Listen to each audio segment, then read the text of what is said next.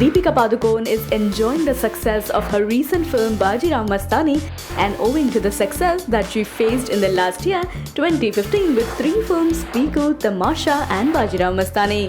And so, the actress has decided to hike her pace for her forthcoming films.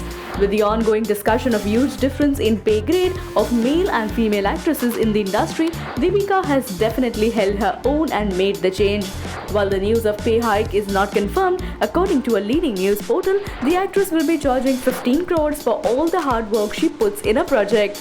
Deepika has been delivering continuous hits like Piku, Tamasha and now Bajirao Mastani. Her co-star in the latest film Priyanka Chopra had many times addressed the bias treatment in pay grade given to female actors. So now that Deepika has put a step forward, we are sure Priyanka will definitely be proud of Deepika.